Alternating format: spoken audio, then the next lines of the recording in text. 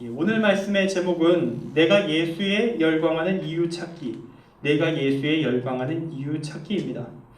오늘은 사순절 기간 중 주님께서 예루살렘에 입성하셨음을 기념하는 종려주일입니다. 그래서 이번에 특별 영상도 함께 오늘 1부, 2부, 3부 예배 모두 틀었었는데 이 특별 영상도 함께 봤지요.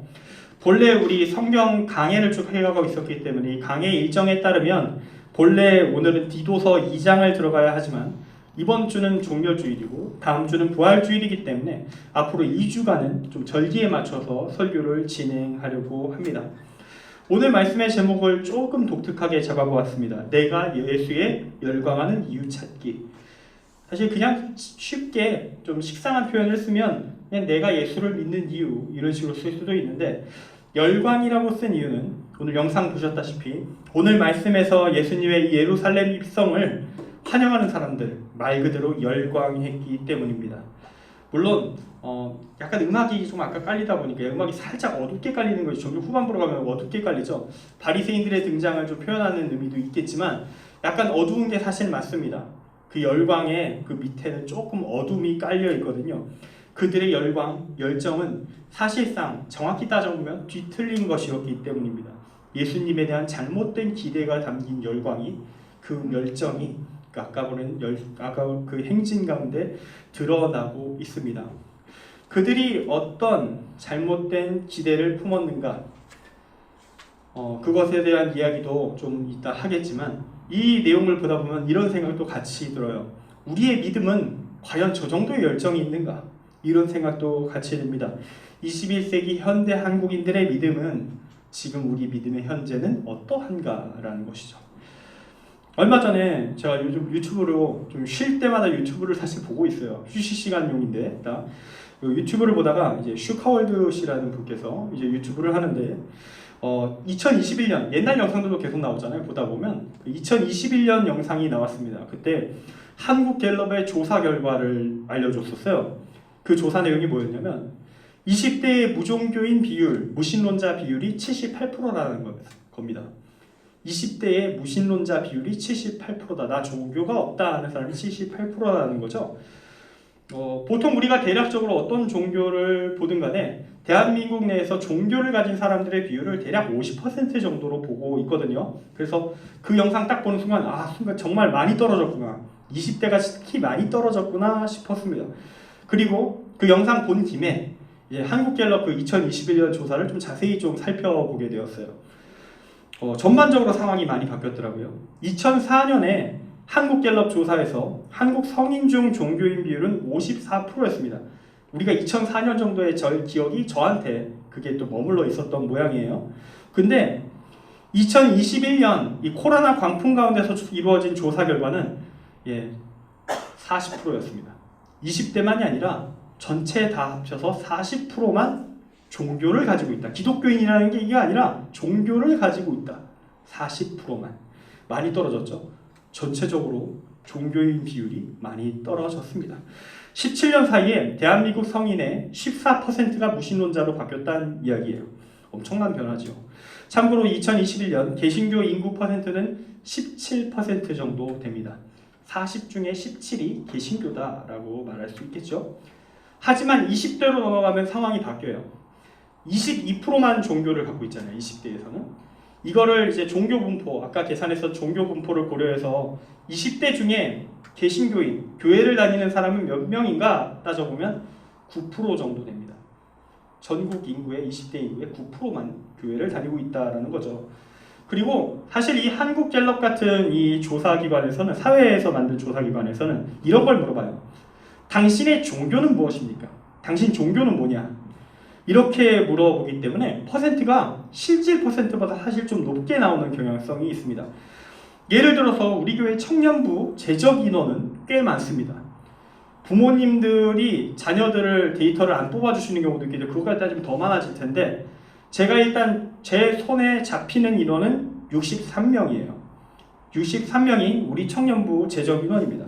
그러나 실제로 교회를 나오는 인원, 우리 청년부 예배와 3부 예배 다 합쳐서 교회 나오는 인원은 한 25명에서 많을 때 30명 정도. 그게 실제고요. 청년부 예배 참석하는 경우는 15명에서 20명 사이, 우리는 그 사이를 오가고 있습니다. 최근에 서울 가신 분들이 좀 있어서 인원이 좀 누수가 있긴 하지만 어쨌든 그 정도 되고 있어요.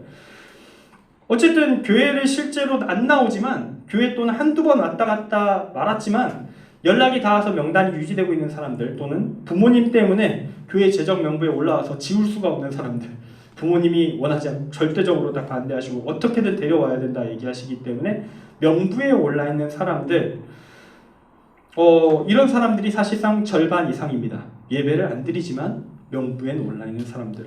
이건 사실 근데 모든 교회가 그렇습니다. 우리 교회만 그런 게 아니에요. 모든 교회가 현실이 이러합니다. 재적 인원 대비 실질 예배 인원 퍼센트가 20% 이하까지 떨어지는 교회들도 있어요. 그러니까 우리 교회가 아주 나쁜 상태라고 할 수는 없다는 거죠. 참고로 청년회의 작년 재적도 크게 다르지 않습니다. 재적 대비해서 예배를 안 나오는 사람의 숫자가 지금 50%가 넘어가고 있습니다. 이 역시 모든 교회의 공통사항입니다. 그러나 이렇게 실제로는 교회 안 다니는 사람들도 당신 종교가 뭡니까를 물어보면요, 개신교라고 대충 답하고 마무리하는 경우들이 있어요. 그래서 이 20대가 9%, 성인 전체 17%가 개신교이라는 퍼센트가 나오는 겁니다. 그런데 반대로 선교단체가 조사를 하면 결과물이 달라져요. 선교단체가 조사를 하면 이렇게 묻습니다. 당신은 그리스도인입니까? 지금 교회에 나가고 있습니까? 이렇게 물어요. 그러면 퍼센트가 확 내려가서 신앙 고백이 있냐, 신앙생활 되느냐 물어보면 답변이 바뀝니다. 20대 9%가 2에서 3%까지 떨어져요. 그렇게 해서 재적 인원에서 실질 예배 인원 수준으로 퍼센트가 조정된다고 보시면 됩니다. 그렇게 대한민국 20, 30대는 미전도 종족이다. 2에서 3%라니 전도가 필요한 상태다. 선교가 필요한 지역이다. 그래서 이 지금 요즘 시대에 선교사라는 타이틀을 붙이신 분들 중에 청년 사역자들이 꽤 많습니다. 청년 사역자인데 타이틀을 선교사라고 붙이시는 분들이 많아요. 왜냐? 실질상 미전도 종족이라고 취급하기 때문에 그런 타이틀을 붙이는 분들이 있는 겁니다. 다시 한 번 더 한국갤럽의 조사로 좀 돌아가서 이 20대 78%의 종교 없는 무신론자들한테 그럼 왜 당신은 종교를 안 가지십니까? 이걸 물어봤어요. 여러 가지 답들이 나오는데요. 그 중에서 50% 이상을 차지하는 압도적 1위가 뭐냐면 다른 것들은 이런 거 있어요. 뭐 종교가 타락한 것 같다. 난 좀 많이 체력이 없고 지쳤다. 힘들다. 그런 것들이 있는데 이런 거 다 합쳐도 이 압도적 1위를 이길 수가 없습니다. 뭐냐? 관심 없다. 그냥 가기 싫다. 이유 없다. 내가 왜 가야 되는데. 무관심이 50%가 넘어갑니다. 종교 그것을 왜 가져가야 되느냐? 왜 가져야 하는가? 인생에 하등 도움도 안 된다. 이렇게 생각하는 사람들이 현재 존재하는 무신론자 비율 중에 절대적이었다라는 거죠. 이건 바로 사실 근데 이 말은 다른 답을 쓴 사람들의 저변에도 이미 다 깔려있는 내용일 수 있어요. 그냥 쓸데없다. 이런 생각을 갖고 있기 때문에 요즘 20대를 전도하기가 어려운 것입니다. 그런데 지금 우리 청년부는 그 20대 그리고 20대랑 사실 별반 차이 없는 퍼센트를 보여주고 있는 20대와 30대를 선교의 대상으로 두고 있습니다. 그들을 대상으로 전도를 준비하는 것이 우리들입니다. 전도 대상의 범주 훨씬 더 넓어요. 사실 이것보다. 우리는 누구를 전도하냐면요. 이처럼 아예 종교 자체에 무관심한 무신론자들, 그리고 교회를 한때 다녔으나 떠나버린 무신론자, 그리고 재정 명단에는 남아있지만 교회를 안 다니는 사람들, 그리고 다른 종교를 믿는 사람들까지 우리는 전도합니다. 이들을 다 모으면 대한민국 20, 30대의 97에서 98%가 될 겁니다. 우린 2%입니다. 전도할 사람이 넘쳐 흐른다는 얘기예요. 원래 원칙적으로 따지기 시작하면 우리는 98%를 전도해야 되고 우린 2%이기 때문에 주변에 넘쳐 흘러야 맞습니다. 그러나 우리의 인간관계는 항상 좁고 아는 사람만 만나기 때문에 생각보다 불신자가 적은 것 같은데 이렇게 살고 있을 뿐이죠. 우리 주변의 절대 다수가 무신론자입니다. 예수님을 적어도 믿진 않습니다. 종교가 있다 하더라도. 우리의 좁은 관계성을 넘어서 우리가 사회로 나가는 순간 우리는 98%의 타종교인 또는 무신론자를 마주하게 될 것입니다. 자, 이게 우리 현실이에요. 보통 제가 말씀으로 바로 스트레이트로 들어가는 경우가 많은데 오늘은 좀 전체적인 환경을 좀 풀 것 같습니다. 우리의 현실을 인지한 가운데서 이제 오늘 말씀의 내용으로 들어가겠습니다. 오늘 말씀 가운데서 나의 현재의 믿음은 어떤 상태인가 좀 돌아볼 수 있었으면 좋겠습니다. 그리고 그 회복된 믿음 가지고 이 전국 2%에 해당하는 우리들, 지금 모인 우리들이 세상을 향해 어떻게 도전해야 하는가, 예수님이 무의미하다고, 종교는 무가치하다고 말하는 사람들한테 어떻게 복음을 전할 것인가, 믿음을 전할 것인가, 예수님이 가치가 있다고, 사랑의 가치가 있다고 전할 것인가, 난 뭘 할 수 있는가, 이 고민을 함께 해볼 수 있기를 원합니다. 오늘 말씀의 첫 번째 메시지는 그리스도인은 하나님의 말씀대로 산다. 그리스도인은 하나님의 말씀대로 산다는 것입니다. 말씀의 내용으로 들어가 보면 예수님과 제자들 그리고 무리들이 이제 예루살렘에 가까이 왔습니다. 그리고 예수님이 제자 중에 둘을 보내시면서 이렇게 말씀하십니다. 너희는 맞은편 마을로 가라. 그리로 들어가면 곧 아직 아무도 타보지 않은 나귀 새끼가 매여 있는 것을 보리니 풀어서 끌고 오라. 만일 누가 너희에게 왜 이렇게 하느냐 물으면 주가 쓰시겠다 하라. 그러면 바로 즉시 여기로 보낼 것이다. 이렇게 말씀하시죠.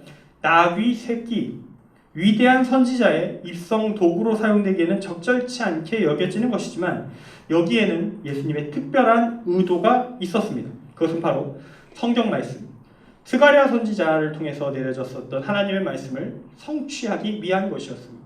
스가랴 9장 9절에 이렇게 적혀있죠. 시온에 따라 크게 기뻐할지어다. 예루살렘에 따라 즐거이 부를지어다.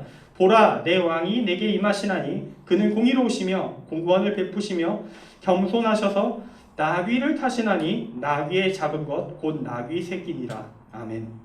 예수님은 예루살렘 입성을 준비하실 때 그 입성 과정의 규모, 스케일, 영향력 그런 거에 관심을 안 두십니다. 예수님의 관심은 뭐냐면요. 하나님의 말씀대로 내 행동이 온전하게 다 이루어지고 있는가? 말씀대로 내가 하나님의 일을 감당하고 있는가? 여기에 관심을 둡니다. 그리고 그것을 통해서 앞으로 모든 믿는 사람들, 그리스도인들이 살아가야 할 그 삶의 본을 보여주는 것, 거기에 관심을 두셨습니다. 이 땅에 인간이 되어 내려오신 하나님, 나도 이렇게 살았으니 하나님을 믿는 자, 예수 그리스도를 통해 주어진 구원의 길을 믿고 신뢰하는 자라면 당연히 하나님의 말씀대로 살아야 할 것입니다. 이것이 구원의 원칙입니다. 그리고 아마도 예수님은 기대하셨을지도 모릅니다. 누군가는 이 스가랴 말씀을 기억하기를, 선지자의 가르침을, 자신의 모습을 통해서 딱 나귀 타고 나가는 그 모습을 보면서 메시아가 왔다는 사실을 사람들이 인식하기를 원했을지도 모릅니다. 그런데 그 기대는 이루어지지 않았다고 성경은 말해요. 참고로 오늘 아까 영상 봤을 때는 한 할아버지가 나오잖아요. 할아버지가 나와가지고 이 스가랴 말씀을 읊는 장면이 나옵니다. 예, 고증 오류가 되겠습니다. 성경에는 그런 장면이 없습니다. 성경에는 그런 장면 없어요. 제가 보기엔 고증 오류라기보다는 알고 있죠. 성경 그냥 복음서만 쭉 읽어보면 알게 되는 사실을 모를 일 없어. 영상 제작자가 넣고 싶었던 것 같아요. 넣고 싶었던 것 같아. 누군가가 그걸 딱 말하는 장면을 넣고 싶었던 것 같아요. 그래서 의도적인 고증 오류를 한 것 같은데 실제 상황은 그렇지 않습니다. 같은 사건을 다루고 있는 요한복음 12장 14, 16절 말씀을 제가 읽어드리겠습니다. 예수는 한 어린 나귀를 보고 타시니 이는 기록된 바 시온 따라 두려워하지 말라 보라 너의 왕이 나귀 새끼를 타고 오신다 함과 같더라. 제자들은 처음에 이 일을 깨닫지 못하였다가 예수께서 영광을 얻으신 후에야 이것이 예수께 대하여 기록된 것임과 사람들이 예수께 이같이 한 것임이 생각났더라. 아멘. 나중에 기억났다. 나중에 스가랴 말씀이 인식됐다라고 얘기를 하는 거죠. 심지어 같이 있는 제자들도 당시에는 이 볼품없는 나귀 새끼를 왜 타고 들어가시나, 말 타고 들어가셔야지, 이런 생각을 했었다는 겁니다. 스승님의 명령이니 순종은 했으나 머릿속엔 의문이 가득했다라고 볼 수 있겠죠. 심지어 마태복음은 이렇게 말해요. 예수님이 직접 선지자가 이런 말씀을 전하셨다라고 하면서 나귀 새끼 구해오라고 스가랴 선지자가 한 이 말씀을 그대로 말하면서 나귀 새끼 구해오너라라고 말을 하세요. 입이 좀 꼬이네요. 나귀 새끼를 구해와라. 이거랑 이 요한복음의 말씀을 결합하면요, 당시 제자들의 상태가 파악이 됩니다. 이렇게 정리가 돼요.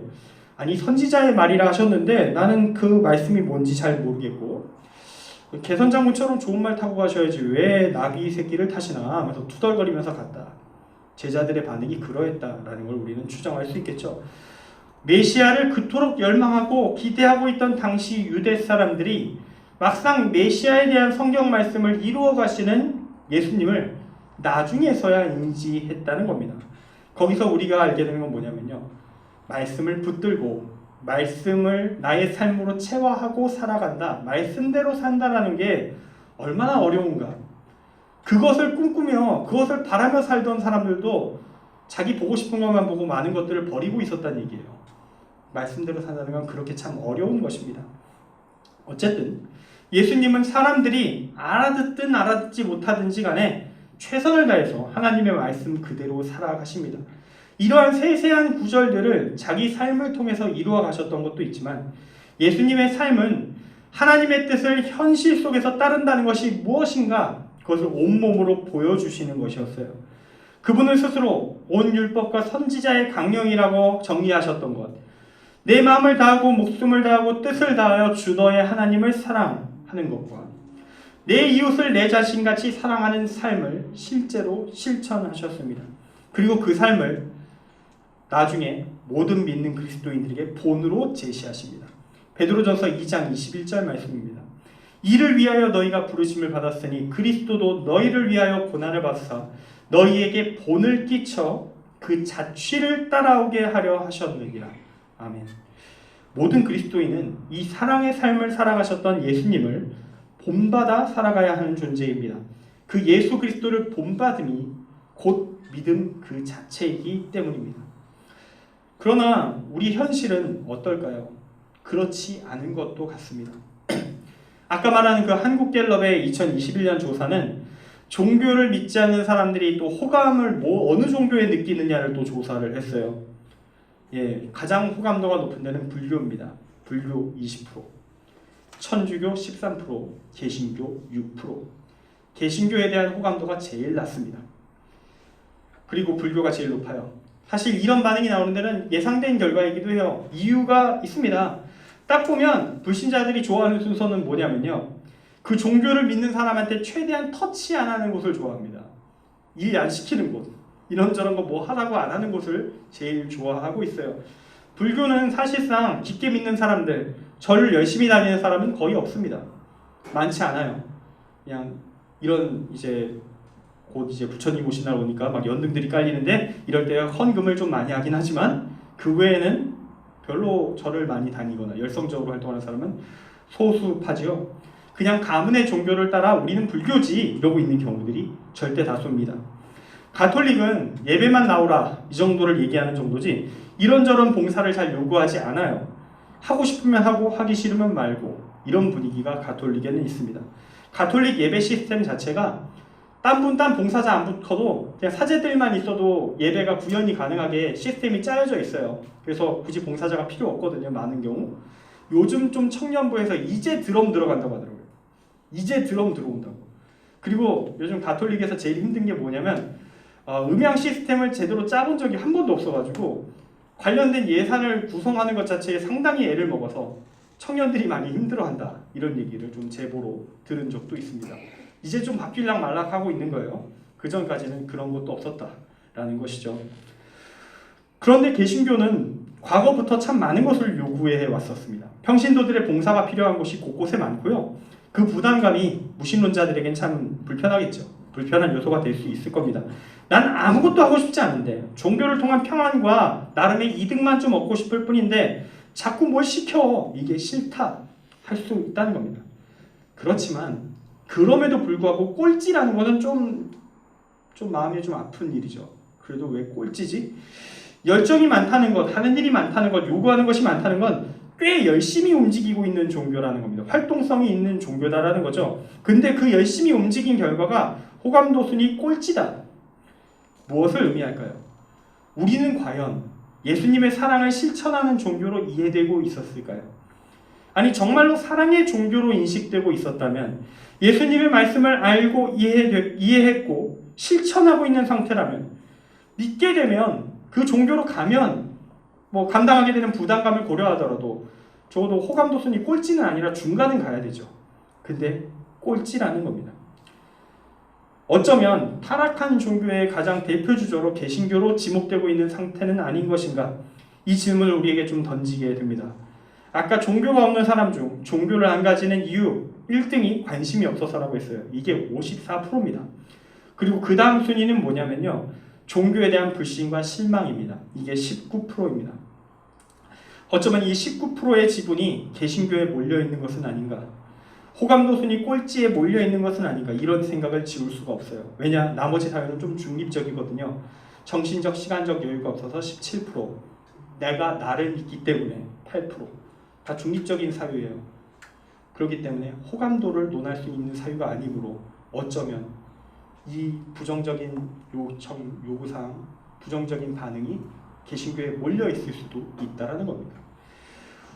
우리는 오늘 말씀을 통해서 먼저 우리의 믿음이 예수님을 닮아 있는가를 좀 고민해 볼 필요가 있습니다. 모든 순간 이 근본적인 정신이, 사랑의 정신은 말할 것도 없고 정말로 세세한 것까지 하나님의 말씀을 현실 속에서 다 이루어 가시려고 노력하신 그 예수님, 우리는 그 예수님을 믿고 있는 사람들입니다. 근데 그 믿음대로 본받고 있습니까? 우리의 믿음을 되돌아보고 참된 믿음으로 나의 삶을 발전시켜 나갈 수 있기를 소망합니다. 그러한 도전이 우리에게 있기를 간절히 바랍니다. 이어서 오늘 말씀해 주는 두 번째 메시지, 이제 마무리를 하는 메시지인데요. 우리가 열광해야 할 예수님은 사랑의 정복자이시다. 우리가 열광해야 할 예수님은 사랑의 정복자이시다입니다. 말씀으로 다시 돌아갑니다. 제자들이 예수님의 말씀을 따라서 갔더니 나귀 새끼가 문 앞 거리에 메어져 있습니다. 제자들이 그걸 푸니까 거기 서 있는 사람들이 풀어서 뭘 하려는데 질문합니다. 제자들이 예수님이 말씀하신 대로 이야기했더니 데려가라 해주었습니다. 제자들은 나귀 새끼를 예수께 끌고 와 자기의 겉옷을 그 위에 얹습니다. 조금이라도 이 출입이, 이 입성이 격식을 갖춘 것이길 바랬기 때문이죠. 예수님이 편안히 앉아 또 가시길 원하면서. 참고로 마태복음에서는 나귀 새끼만이 아니라 어미 나귀가 같이 옵니다. 마가복음에서는 이게 기본적인 일이라, 그냥 당시 일반적인 풍습이라서 기록을 안 해놨어요. 마가복음 11장 2절에 기록되어 있듯이 아직 아무도 타보지 않은 나귀 새끼, 즉 길들여지지 않은 나귀 새끼를 일을 시키려면 항상 어미를 동반하는 것이 일반적인 원칙입니다. 다 아는 사실을 굳이 기록할 필요가 없다 해서 마가복음은 기록 안 했고요. 마태복음은 좀 더 꼼꼼히 다 기록을 해놨을 뿐입니다. 물론 우리에게는 전문 지식입니다. 우린 농사일을 잘 모르잖아요. 목축이나 이런 걸 잘 모르기 때문에 전문 지식이라 잘 모르지만 당시 사람 다 아는 얘기라 성경에는 기록이 되기도 하고 안 되기도 했다는 겁니다. 이건 참고사항이에요. 지식으로 쌓아가시면 됩니다. 그렇게 예수님이 이제 나귀에 타시고 예루살렘에 딱 입성을 하시자 많은 사람들이 자기들의 겉옷을 들에서 벤 나뭇가지를 길에 펴고 앞에서 가고 뒤에서 따른 사람들이 소리를 지릅니다. 여기서 들에서 벤 나뭇가지, 손에 들고 흔들었던 나뭇가지가 종려나무였다라고 요한복음이 기록하고 있기 때문에 오늘 예수님의 예루살렘 입성을 기념하는 주일, 종려주일이 되었습니다. 예수님을 환영하면서 백성들이 이렇게 외쳤습니다. 호산나 찬송하리로다, 주의 이름으로 오시는 이여 찬송하리로다, 오는 우리 조상 다윗의 나라여 가장 높은 곳에서 호산나. 쉽게 말하면 이런 말입니다. 메시아의 입성을 환영합니다. 이제 당신을 통해 하나님의 나라, 하나님의 능력으로 우리의 과거 위대한 제국 다윗의 왕국이 다시 일어서겠군요. 이게 이 말이에요. 오는 우리 조상 다윗의 나라요. 이제 우리 조상 다윗의 나라가 돌아올 것이다. 그걸 말했던 거예요. 참고로 여기서 우리가 찬양의 가사로도 많이 쓰는 호산나의 뜻은 우리를 구원하여 주옵소서입니다. 찬양에서 감탄사로도 쓰지만 우리를 구원하여 주소서 이렇게 부르는 것이죠. 다시 우리의 제국이 건설되기를 기대합니다. 당신을 환영합니다. 제국의 건설자여. 이렇게 불렀던 것이죠. 이 황우성 외침의 내용을 살펴보면요, 우리는 알게 됩니다. 이들이 저렇게 열성적으로 아까 영상 보면서 뜨겁게 열광했었던 이유가 뭐냐? 유대 제국이 드디어 탄생할 것이다. 그거였다는 거예요. 유대는 로마 제국의 지배하에 있었고요. 로마는 항상 안정된 제국의 지배를 원했기 때문에 유대의 독립을 당연히 원하지 않았습니다. 그리고 이들이 메시아를 기다리고 있다는 것도 알고 있었어요. 언젠가 그들의 신 하나님이 로마를 무너뜨리고 유대 제국을 일으킬 존재를 보내줄 것이라고 그들이 믿고 있다는 걸 너무나도 잘 알고 있었습니다. 그래서 좀 메시아라 불릴 정도로 영향력을 행사하는 사람들이 등장할 때마다 로마는 예의주시하고 있었습니다. 특히 6월절과 같은 이 특별한 절기 때 유대인들이 집중적으로 많이 모이기 때문에 이때가 반란 가능성이 제일 높다 해가지고 항상 군대가 준비를 하고 있습니다. 빌라도가 원래 예루살렘에 안 있어요. 예수님 처형할 때 예루살렘에 있었던 이유가 있으면 6월절이잖아요. 비상대기를 타야 될 때라서 로마 그쪽 자기가 원래 머무는 지역이 아니라 가이사랴가 아니라 여기 있었던 거예요. 예루살렘에 마침이 있어서 과요 빌라도의 재판으로 이어지게 되는 것입니다. 이런 상황에서 6월절 가까이 된 이 시기에 유대 군중들이 외치고 있는 겁니다. 당신이 로마를 무너뜨릴 자입니다. 드디어 우리가 독립할 때가 되었군요. 당신의 그 위대한 기적들로 병자와 아픈 자를 일으키셨던 그 능력으로 마치 마법같이 힐링같이 생각을 하는 거죠. 초능력이다. 죽은 자를 일으키고 아픈 자가 다 일어나는 회복의 힘, 그리고 오병이어의 기적으로 무한의 군수 물자를 제공하시며 우리에게 우리의 군대에게 승리를 안겨주소서. 그런 꿈을 꾸면서 우리를 구원하소서 호산나 메시아여 외쳤던 것입니다. 예수님이 말하던 것과 전혀 다른 얘기입니다. 하나님이 원하셨던 것과 전혀 다른 이야기입니다. 메시아가 와야 했던 이유와 전혀 다른 의도에서 그들은 메시아를 찬양하였습니다. 유대인은 핍박당했던 만큼 이제 우리가 패권을 쥐고 타민족을 노예로 부리자 그것을 꿈꿨지, 사랑, 복음 전파, 복의 근원의 사명, 그런 거 원하지 않았던 겁니다.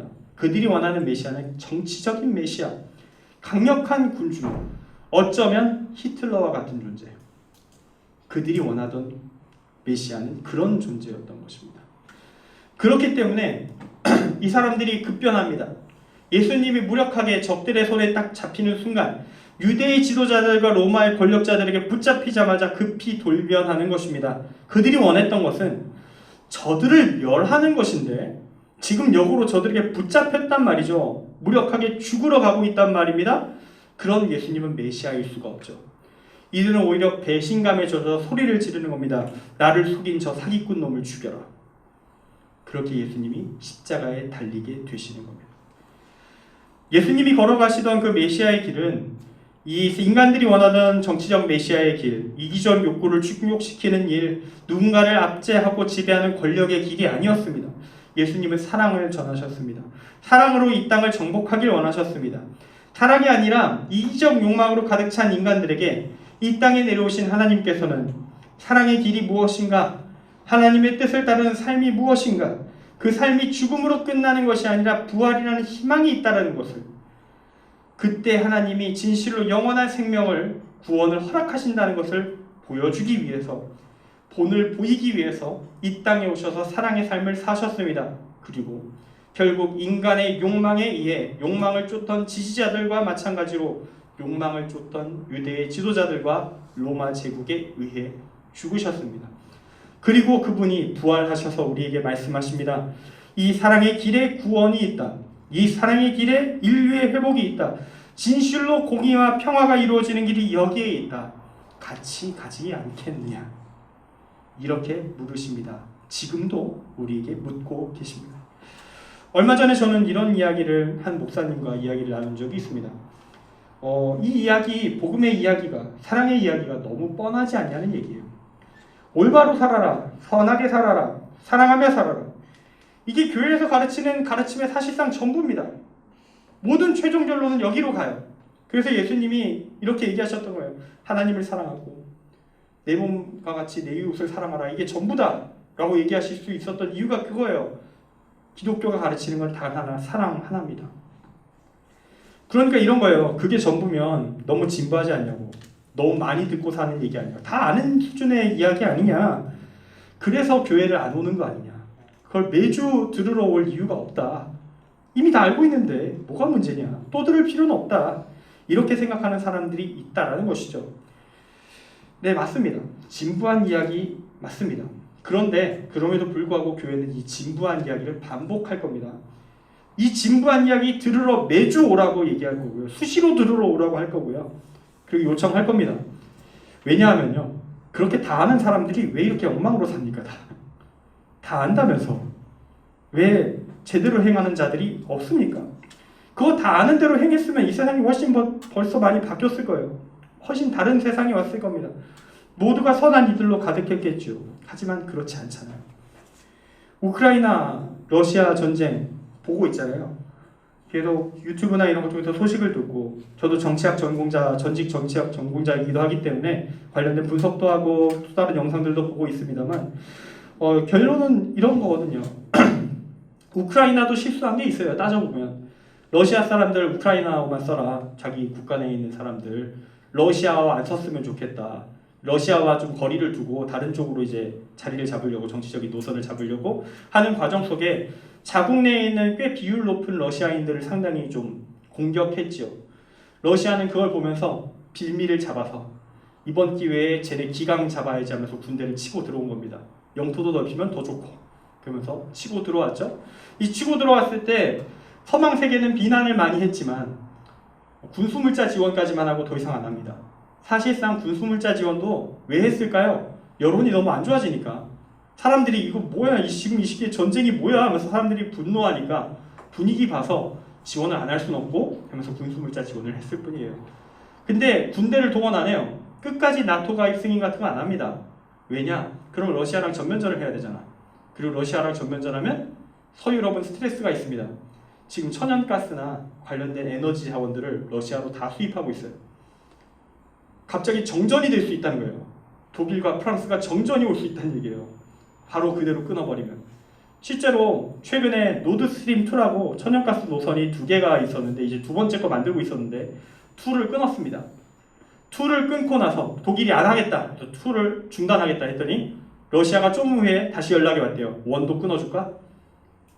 원도 끊으면 어떤 일이 벌어지냐면요, 진짜 독일이 바로 정전입니다. 그러니까 이거 협박한 거예요. 원도 끊어주랴? 어디까지 할래? 적당히 멈추지. 지금 그래서 서유럽이 적당히 하다 말고 있어요. 우크라이나가 선전을 해서 망정이지, 안 그랬으면 훨씬 전에 점령당했으면 그냥 끝났을 일이에요. 저항을 하고 잘 저항이 돼서 생각보다 러시아가 못 싸워서 여기까지 오고 있을 뿐입니다. 이 과정을 보면서 어떤 생각이 드시나요? 여기에 사랑이 있습니까? 옳고 그름이 있습니까? 정의 따윈 없습니다. 다들 자신들의 이익을 위하여, 자국의 이익을 위하여 치고받고 있을 뿐이에요. 어느 나라든 다, 우크라이나든 러시아든 서유럽이든 주변 미국이든 다, 모두가 다 함께. 여기에 정의가 있고 사랑이 있습니까? 없어요. 그래서 예수님이 오신 겁니다. 인간들만 내버려 뒀더니 이런 짓만 반복하더라. 그러니까 사랑을 외치자. 진부해 보이더냐? 이것밖에 길이 없어. 이것밖에 길이 없어. 죽었다 하더라도 살아날 수 있으니 목숨을 걸고 사랑을 외칠 자들이여, 같이 오자, 같이 가자 이야기하고 계신 겁니다. 그래서 교회는 이 뻔한 이야기 계속 외칠 겁니다. 교회가 하면 세상의 도덕, 사람들이 회의하고 만든 사회 질서와는 좀 다른 차원의 힘이 뒤에 있기 때문에 우리는 외칩니다.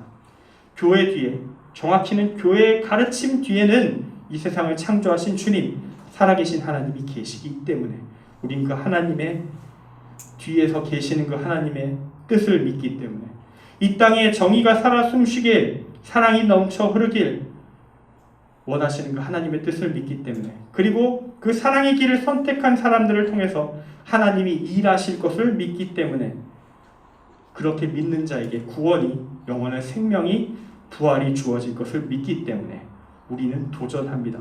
그래서 교회는 끝까지 가르칩니다. 살아계신 하나님이 우리 뒤에 계십니다. 지금도 우리에게 말씀하고 계십니다. 너는 무엇에 열광하는가? 너는 예수를 믿는 이유가 대체 무엇인가? 덤으로 주어질 각종 복 이야기에 휘둘리지 않기를 원합니다. 세상에서의 성공, 주님께서 축복을 주셨다, 이런 이야기에 흔들리지 않기를 원합니다. 그 모든 것은 주의 일을 하는 과정 속에 덤으로 얻는 복들에 불과합니다. 그리고 우리가 이 덤에 집착하기 시작하는 순간 오늘 말씀의 이스라엘 백성과 똑같은 짓을 할 겁니다. 하나님의 뜻 다 필요 없습니다. 내 뜻에 맡아 재구성하겠습니다. 유대 제국을 건설하여 주십시오. 그게 하나님의 뜻이지 않습니까? 라고 외치게 된다는 것입니다. 그 결과는 심판밖에 없는 것이죠. 정말로 우리가 진짜 예수님의 뜻, 사랑의 길에 열광할 수 있길 원합니다. 그러한 차원에서의 믿음을 가진 자, 진짜 믿음의 사람, 우리 모두가 그렇게 될 수 있기를 간절히 소망합니다. 이제 함께 찬양하고 기도하겠습니다.